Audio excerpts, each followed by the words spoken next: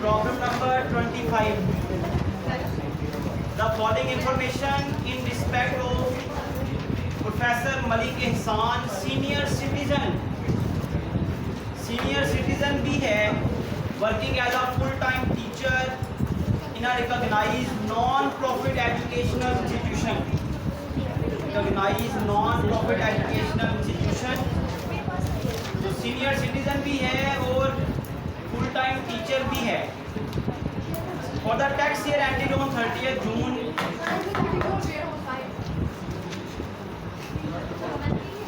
Professor Malik एहसान का question है बेटा. क्वेश्चन नंबर 25 है. आप देखेंगे आपने फॉर्मेट अगर याद किया है क्वेश्चन नंबर 25 हम करने जा रहे हैं तो आप देखेंगे इसमें कोई नई चीज़ नहीं आनी कि आपके लिए कोई नया क्वेश्चन शुरू हो गया जी. क्वेश्चन नंबर 25 है जी, एंड पे आ गया जी, बड़ा मुश्किल है जी, ऐसी कोई बात नहीं है. वही सारा फॉर्मेट है जो आपको ऑलरेडी समझाया हुआ है. प्रोफेसर मलिक एहसान सीनियर सिटीजन भी है.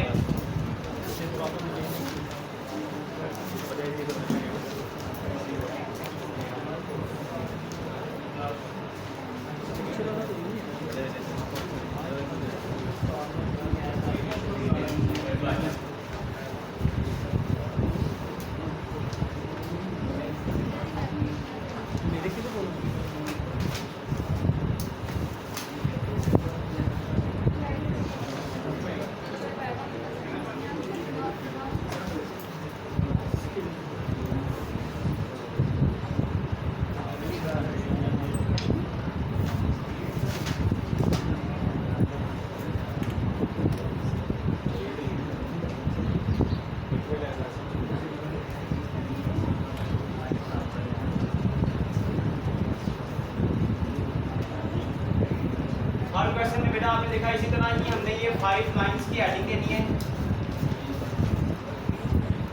बेसिकली देखें आप व्हाइट बोर्ड से जो आकर लेक्चर सुनते हैं समझते हैं, इसका मकसद सिर्फ ये होना चाहिए आपको क्वेश्चन अटेम्प्ट करने का तरीका पता चले.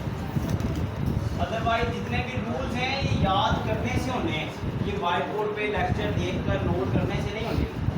जब तक आप रूल्स याद नहीं करेंगे, अगर अभी तक आपको देखिए क्वेश्चन नंबर 25 पर हम आ चुके हैं, अगर अभी तक आपको मसला है कि आपको याद नहीं है भी फलां का कितना टैक्स पेबल है, कौन सी इनकम, अगर थी कैपिटल गेन की इनकम है, इसका होल्डिंग पीरियड कितना होगा तो टैक्सेबल होगी. अगर ये चीज़ें याद नहीं है तो याद करनी पड़ेगी.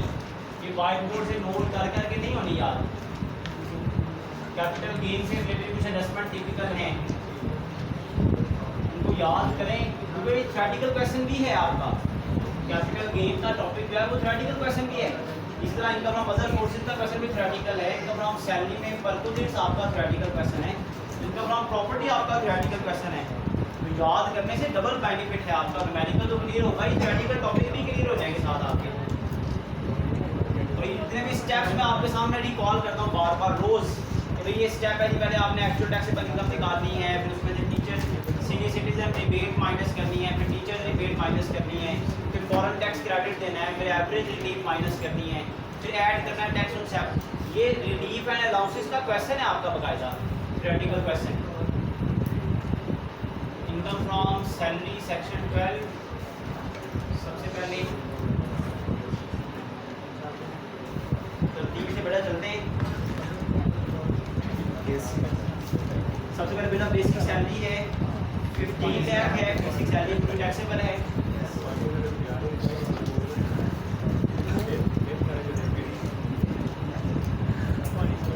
बेसिक सैलरी 15 लाख पूरी टैक्सेबल है. उसके बाद कॉस्ट ऑफ लिविंग अलाउंस है 1,65,000 पूरी टैक्सेबल है.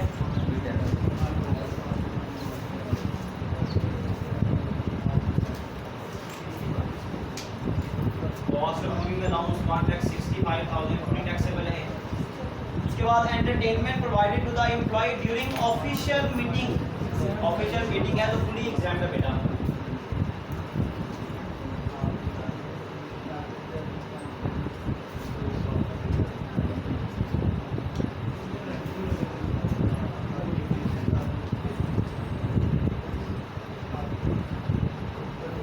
ऑफिशियल मीटिंग के दौरान एंटरटेनमेंट प्रोवाइड की गई है 90,000 की फुली एग्जाम है बेटा. but the conveyance provided by the employer for personal and official use. Cost of acquisition of car की वैल्यू 8 लाख है. दोनों पर्पस के लिए प्रोवाइड की गई है।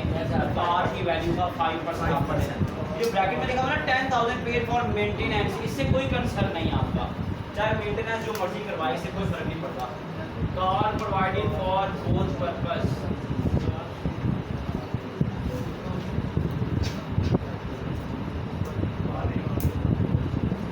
Car provided for both purpose. 8 lakh की कार है बेटा, इसका 5% टैक्सेबल हो जाएगा 40,000। कन्वेंस के बाद लिखा हुआ है जी senior post allowance fully taxable है।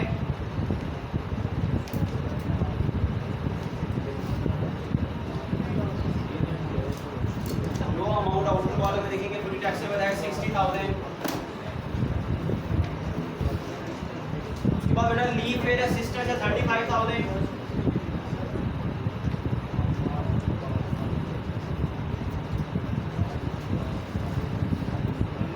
असिस्टेंस है बेटा 35,000। सर पूरी टैक्सेबल है 35,000। प्राइवेट की आंसर 1,50,000 फुली टैक्सेबल है बेटा। कोई भी कैश अवार्ड मिले या कोई एसेट किस तरह अवार्ड मिलता है फुली टैक्सेबल है।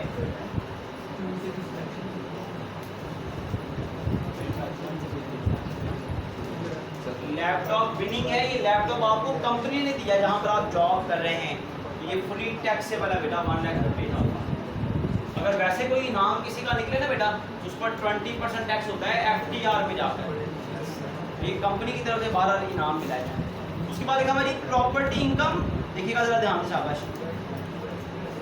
प्रॉपर्टी इनकम है 12,000, उसमें लिखा हुआ है account of utilities provided to the tenant. ये जो 12,000 की यूटिलिटीज का पैसा मिला है ना 12,000 रुपया, ये अदर सोर्सेज में आता है। Yes sir. प्रॉपर्टी इनकम कितनी है बेटा 2,50,000 में से ये 12 माइनस करके आए। उसके बाद प्रॉपर्टी के बारे में लिखा हुआ है unadjusted loss of previous year. बेटा ये रूल आपको याद होना चाहिए, प्रॉपर्टी का जो पिछले साल का लॉस है उसकी कोई ट्रीटमेंट नहीं होती। बिजनेस का पिछले साल का लॉस बिजनेस इनकम में से एडजस्ट हो जाता है, प्रॉपर्टी का पिछले साल का लॉस एडजस्टेबल। हाँ करंट ईयर में प्रॉपर्टी का लॉस होना वो एडजस्ट हो जाता है, करंट ईयर में प्रॉपर्टी का लॉस हो वो बिल्कुल एडजस्टेबल होता है। उसके बाद लिखा हुआ है अनएडजस्टेड लॉस के बाद लिखा हुआ है लॉस हो गया। उसके बाद लिखा हुआ है इनकम फ्रॉम बिजनेस यूके, ये फॉरेन बिजनेस इनकम है।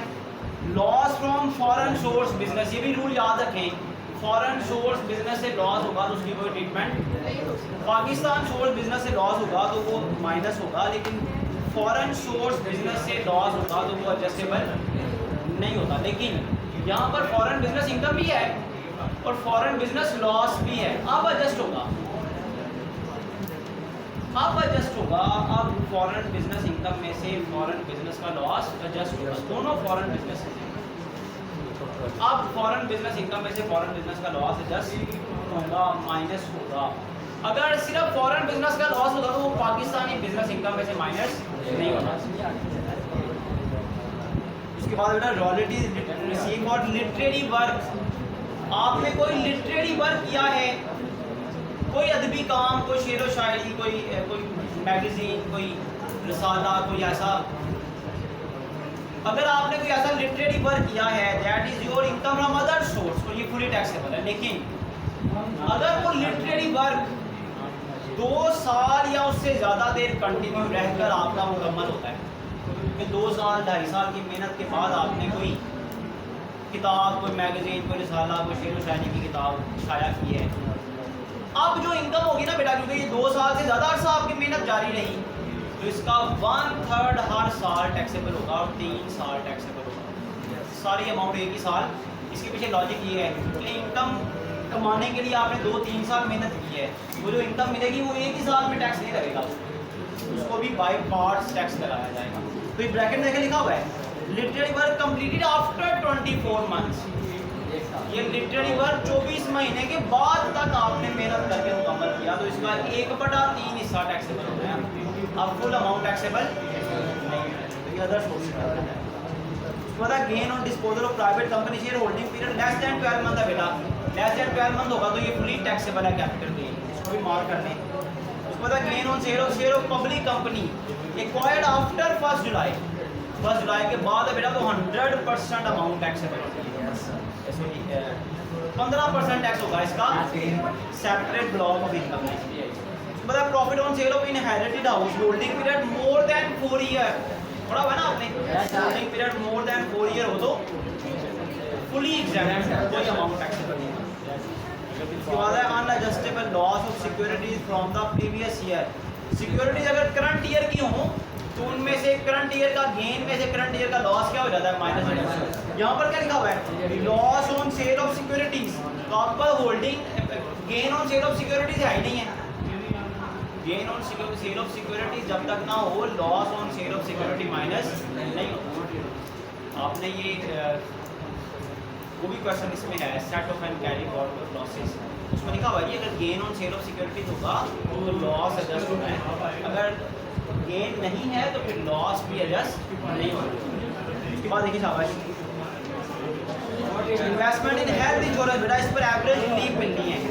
Agriculture income, income from other sources है। फिर लिखा हुआ है परचेज ऑफ शेयर, ध्यान से देखिएगा इस स्टेटमेंट को, purchase of share of listed company from privatisation commission 80,000, कब खरीदी गई, 31 मई 2020 को। एंड अलाउड टैक्स क्रेडिट, आपको टैक्स में राहत भी दी गई, कितने की, 10,000 इन टैक्स ईयर 2020, टैक्स ईयर 2020 में आपको ये राहत भी दी गई। He sold all the share for ₹80,000, उसने सारे शेयर 80,000 में क्या कर दिए, बेच दिए। बेच दिए ना बेटा, तो इसका मतलब हुआ इस बार तो कोई रिलीफ का सवाल पैदा नहीं होगा, क्योंकि बेच दिए तो ये जो 10,000 का रिवर्सल हुआ, ये जो 10,000 का रिलीफ मिला था ना, ये रिलीफ भी वापस हो जाएगा। 10,000 की राहत मिली थी, 10,000 की टैक्स क्रेडिट, मतलब टैक्स में राहत मिली थी, 10,000 की राहत मिली थी। अब क्या होगा, क्योंकि उसने शेयर बेच दिए हैं तो जो राहत मिली हुई थी ये क्या हो जाएगी, रिवर्सल, ये वापस ले ली जाएगी। जब हम एंड पर फाइनल टैक्स निकाल लेंगे ना, उसमें से ये 10,000 इसमें ऐड कर देंगे, तो भाई ये जो टैक्स उसे राहत मिली थी ना पिछले साल 2020 में, अब ये वापस ऐड कर दिया जाएगी, ये राहत ख़त्म कर दी जाएगी। अब उसके टैक्स में 10,000 की राहत उसे पिछले साल मिली थी, ये वापस जमा करके उसका टैक्स बढ़ा दिया जाएगा, तो इसको भी याद रखिएगा। डोनेशन टू लाहौर कोर्ट, बेटा इस पर एवरेज नहीं मिलनी है। ज़कात डिडक्टेड आपका टोटल इनकम में से माइनस होती है। Tax deducted at source from salary, tax deducted at source में लिखा जाना है। तो यहाँ तक बेटा इनकम फ्रॉम सैलरी कंप्लीट होगी ना, 19 lakh total salary income.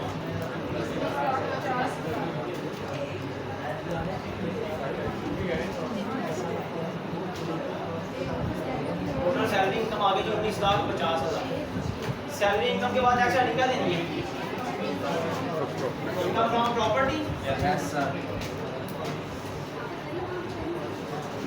Section 15 income from property में देखिए बेटा क्या दिया हुआ, रेंटल इनकम दी हुई है, प्रॉपर्टी इनकम पूरा 50,000, और उसमें क्या शामिल था, बोले बेटा 12,000 शामिल था cost of utilities,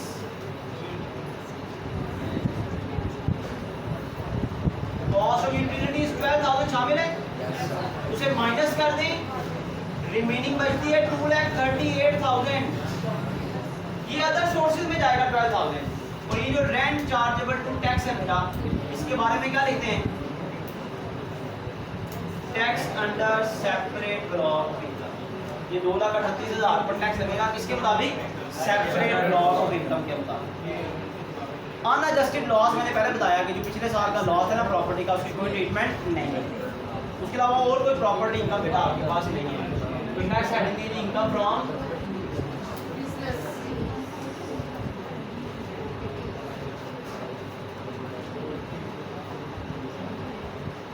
income from business, income from business से रिलेटेड बेटा लिखा हुआ है इनकम फ्रॉम बिजनेस यूके, और साथ ही लिखा हुआ है loss from foreign source business, गैर मुल्की आमदनी में से गैर मुल्की नुकसान क्या हो जाएगा, माइनस। अगर पाकिस्तान सोर्स बिजनेस होता ना, उसका नुकसान अगर होता तो वो फॉरेन बिजनेस की इनकम में से माइनस हो सकता था, लेकिन फॉरेन बिजनेस का लॉस, फॉरेन बिजनेस का लॉस पाकिस्तानी बिजनेस इनकम में से माइनस नहीं हो सकता। ये फॉरेन बिजनेस की इनकम है, फॉरेन बिजनेस का लॉस है, Yes. इस वजह से ये माइनस करने की इजाज़त है। इनकम फ्रॉम फॉरेन बिजनेस कितनी है जी?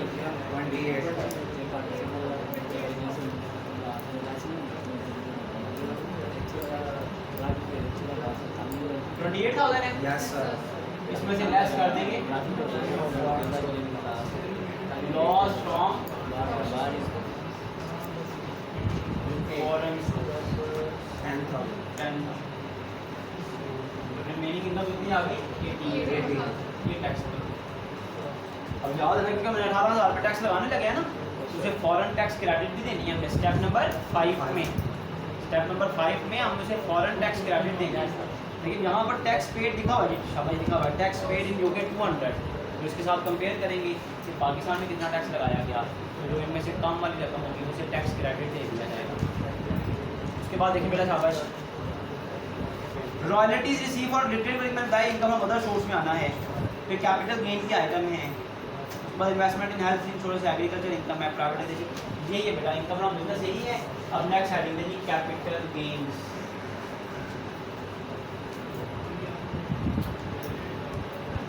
Capital gain section 37। Capital gain के आइटम देखिए बेटा कौन कौन सी है। सबसे पहले है जी gain on disposal of share of private company, पूरी टैक्सेबल है। Gain on sale of private company share, private company के शेयर को बेचकर गेन हुआ 15,000 रुपये का, Yes, sir. पूरी टैक्सेबल है क्योंकि holding period less than 1 year है। उसके बाद gain on sale of public company shares,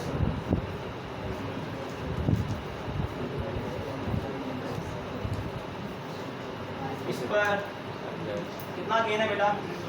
67,000। इस पर टैक्स लगेगा सेपरेट ब्लॉक में जाकर, किस रेट के मुताबिक बेटा? At the rate of 15% under separate block, under separate block. उसके बाद है जी profit on sale of inherited house, ये पूरी एग्जाम्प्ट है। Profit on sale of inherited house, profit on sale of inherited house कितना है बेटा? 60,000। फुली एग्जाम्प्ट है क्योंकि holding period more than 4 year है, holding period more than 4 year है, तो ये फुली एग्जाम्प्ट है जी बेटा। उसके बाद देखिए शाबाश,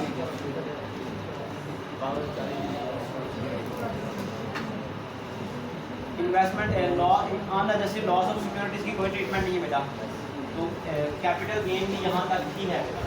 उसके बाद एडिंग देंगे जी income from other source,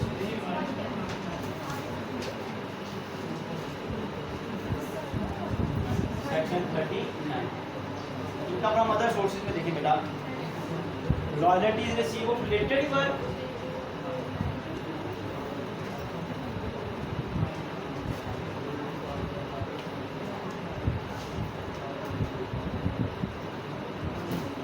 royalty receive of related work कितना बेटा? 90,000 है। Yes, sir. अब क्योंकि ये कंटिन्यू रहा है 24 मंथ्स या इससे ज़्यादा, ये जो वर्क है ये 24 मंथ्स या उससे ज़्यादा कम रहा है, तो इस पर कितना टैक्स होगा बेटा? 1/3 अमाउंट टैक्सेबल हो, 1/3 अमाउंट टैक्सेबल हो। अब स्टैंड जाएगा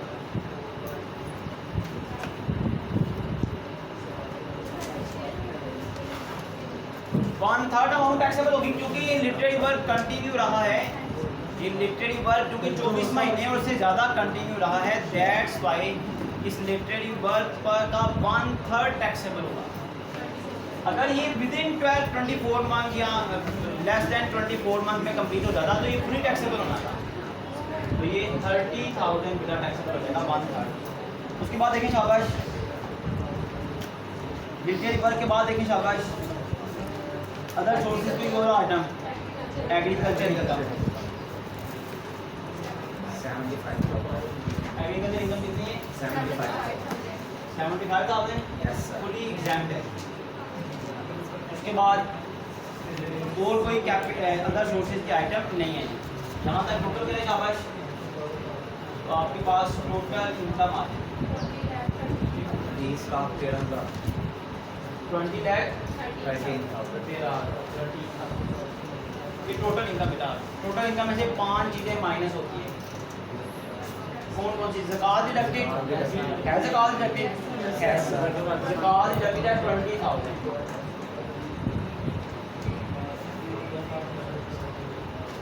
ज़कात डिडक्टेड है 20,000।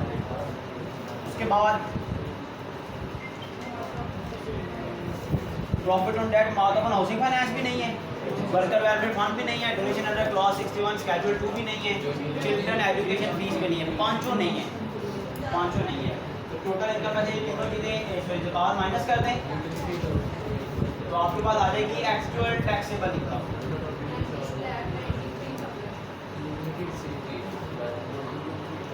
एक्चुअल टैक्सेबल इनकम बताएंगे कितनी आएगी? 19,93,000 ये आपके पास आ गई एक्चुअल टैक्सेबल इनकम।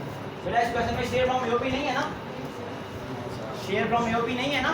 तो यही इनकम आपकी फाइनल इनकम होगी, इसी पर फिर आपको टैक्स कैलकुलेट करना है। तो ये डायरेक्ट दूसरा स्टेप आ जाता है एक्चुअल टैक्स पर टैक्स निकालना, computation of actual tax payable, computation of actual tax payable. बेटा 19,93,000 पर आपने टैक्स कैलकुलेट करना है। टैक्स रेट की स्लैब देखें, शाबाश, ब्रैकेट देखें, टैक्स ब्रैकेट्स को देखें, शाबाश, स्लैब रेट देखें। 19,93,000 की स्लैब में आ रहा है, फोर्थ स्लैब में। फोर्थ स्लैब में क्या रेंज है जी? 18 लाख 25 लाख 18 लाख से 25 लाख तो 18 लाख तक फिक्स टैक्स होगा। Yes sir. कितना है जी? 90,000। और जितनी इनकम 18 लाख से ज़्यादा है, 18 लाख से जितनी इनकम ज़्यादा है, 1,93,000 रुपया ज़्यादा है बेटा। Yes sir. जितनी इनकम 18 लाख से ज़्यादा है, इस पर कितना टैक्स है? 15%। 28,000 तो ऐड करें, शाबाश, ये आपके पास एक्चुअल टैक्स पे करा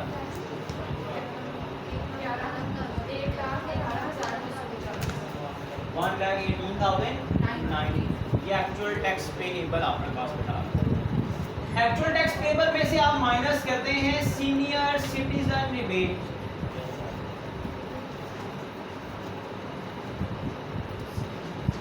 लेकिन यहां पर senior citizen rebate not allowed होगी। क्यों बता? Because taxable income exceeds 10 lakh।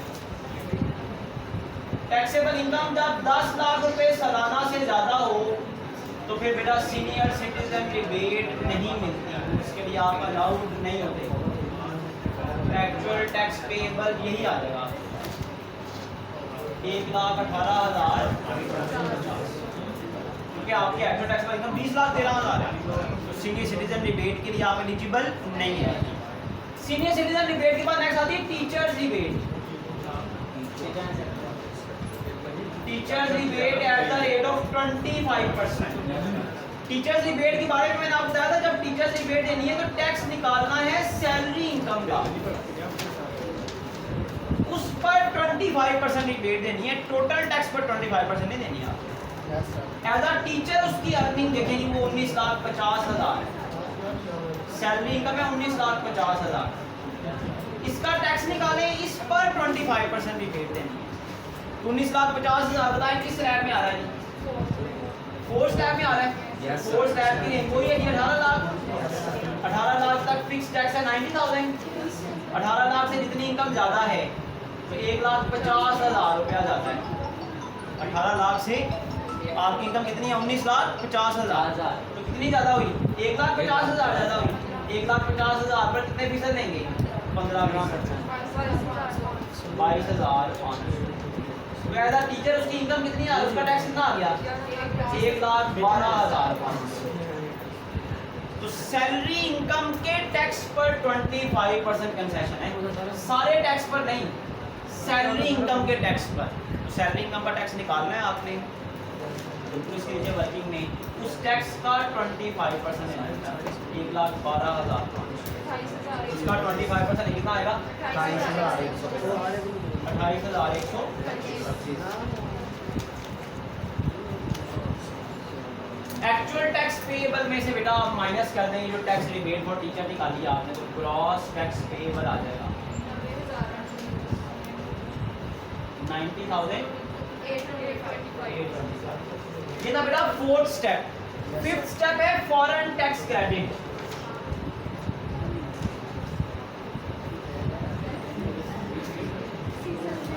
Foreign tax credit की वजह ये है कि वो दूसरे मुल्क में पैसा कमा कर आया, वहां पर उसने टैक्स दिया, जब पाकिस्तान में आया तो आपने दोबारा टैक्स लगा दिया। तो क्या करें बेटा, टैक्स पेड देखिए कितना उसने दूसरे मुल्क में दिया, टैक्स पेड इन यूके 200 है।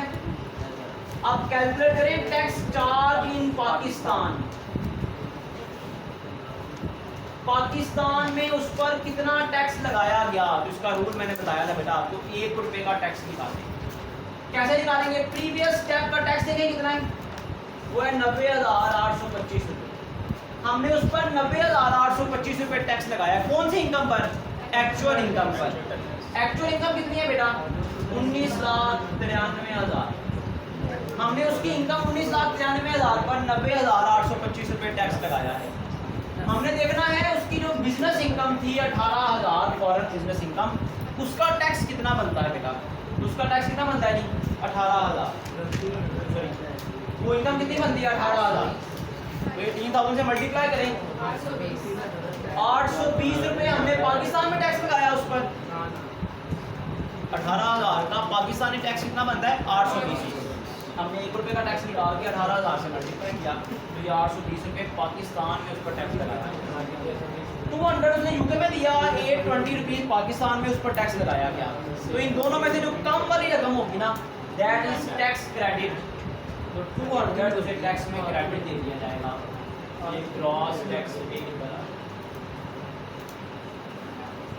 जी बेटा, 90,620 ये gross tax payable. 90,625 gross tax payable के बाद फॉरेन टैक्स क्रेडिट के बाद आपने लेस करनी है बेटा average relief. Average relief calculate करने का तरीका आपको बताया था पहले। आप देखें अमाउंट अलाउड फॉर रिबेट कौन सी है, amount allowed for relief. Relief कौन सी अमाउंट पर देनी है बेटा?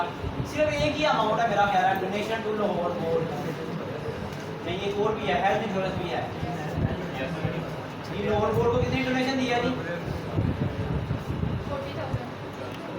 40,000। और हेल्थ इंश्योरेंस भी पे किया आपने, हेल्थ इंश्योरेंस भी पे किया 20,000। ये दो आइटम ही हैं यहाँ पर सिर्फ। ये जो लिखा हुआ था ना, investment in public company shares, purchase of share of listed company, purchase from privatisation commission, ये आपने बेच दिए हैं शेयर्स। जब शेयर बेच दिए तो उसका मतलब आपकी एंटाइटलमेंट खत्म होगी ना, जो आपका हक था रायत लेने का वो खत्म हो गया। जिन शेयर्स की इन्वेस्टमेंट पे आपको रायत मिलनी थी प्राइवेटाइजेशन कमीशन से, जो शेयर्स आपने खरीदे थे वो शेयर्स ही आपने बेच दिए हैं। तो इसका मतलब है ये 60,000 पर एवरेज रिलीफ मिलेगा। एवरेज रिलीफ कैलकुलेट करने का क्या तरीका था? रेट पर्पस वाले टैक्स को रेट पर्पस वाले इनकम से डिवाइड करें। अगर वो नहीं है, वो नहीं है इस क्वेश्चन में, तो जो पिछले स्टेप का टैक्स होगा उसे एक्चुअल टैक्सेबल इनकम से डिवाइड करें बेटा। एक्चुअल टैक्सेबल इनकम ये आपके पास है 19,93,000। तो 1 रुपये का टैक्स आ जाएगा। तो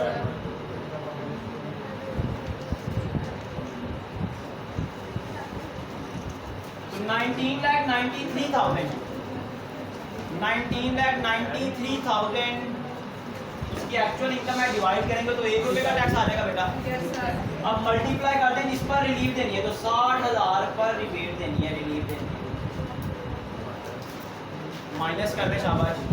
ये कोई फर्क नहीं पड़ता। देखिए मैंने यहाँ पर एक्चुअल के बाद यहाँ पे भी एक्चुअल टैक्स लिखा, यहाँ पे ग्रॉस लिख दिया। ये सब कुछ ग्रॉस ही है जब तक नेट नहीं आ जाएगा। हम इसे एक्चुअल भी लिख सकते हैं, यहाँ पर भी एक्चुअल लिखा जा सकता है, ग्रॉस भी लिखा है। ये ग्रॉस क्योंकि नेट नहीं आया तो हतमी तौर पर हमने पे करना है। किसी क्वेश्चन में मैं सिर्फ एक्चुअल टैक्स पेपर लिख देता हूँ, सिर्फ किसी में सिर्फ एक्चुअल टैक्स सिर्फ टैक्स पेपर लिख दिया जाता है। जहाँ पर मैं ग्रॉस टैक्स पेपर लिख रहा हूँ इसमें कोई मसला नहीं है। लिखने में कोई मसला नहीं, कैलकुलेशन ठीक होनी चाहिए आप जी। बेटा बताएं कितनी रिलीफ आ जाएगी? 2778 बेटा एवरेज रिलीफ आ जाएगी। 2728 रुपीज एवरेज रिलीफ आ जाएगी। तो आपके पास नेट टैक्स पे बना 87,897 नेट टैक्स पेबल आ गया बेटा। अब बेटा 7 स्टेप है add tax on separate block.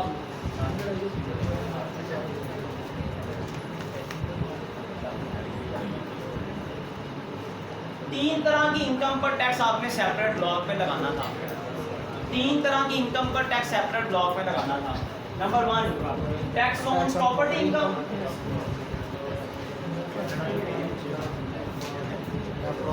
Tax on property income. Property income कितनी है बेटा? 2 लाख 30। एक चीज देखिए मुझे याद आई, आपने मुझे नोट पे किया, मैंने मिस कर दिया यहाँ पर। जो प्रॉपर्टी इनकम में यूटिलिटीज की कॉस्ट थी वो इनकम फ्रॉम अदर सोर्सेज में आनी है। प्रॉपर्टी इनकम में जो इनकम फ्रॉम यूटिलिटीज शामिल थी, सोए हुए हैं लेकिन सारे सोए हुए हैं। इनकम फ्रॉम यूटिलिटीज शामिल थी, वो हमने यहाँ पर ऐड करनी थी इनकम फ्रॉम अदर सोर्सेज में। कॉस्ट ऑफ यूटिलिटीज हमने यहाँ पर ऐड करनी थी। कॉस्ट ऑफ यूटिलिटीज जो 12,000 थी वो आपने यहाँ पर ऐड करनी थी। यस तो सर। फिर आपके पास इनकम आनी थी बेटा 20,25,000। Yes sir. फिर इनकम आनी थी 20,25,000। Yes sir. 20,25,000 में से आपने 20,000 ज़कात इलेक्शन माइनस करना था। 20,05,000 तो आपके पास एक्चुअल टैक्सेबल इनकम आनी थी 20 लाख 20,05,000। 20 लाख 5,000 इसके सर। अलावा के बंदे ने नहीं बताया भाई कि ये आंसर गलत चल रहा है या ये वीडियो चल रही है। मसला नहीं भी क्या वीडियो चल रही वीडियो है। चल रही। आंखें खुली हुई हैं बस दिमाग सोए हुए हैं। पता ही कोई नहीं क्या हो रहा है क्या नहीं। एक्चुअल टैक्सेबल इनकम है जी 20,05,000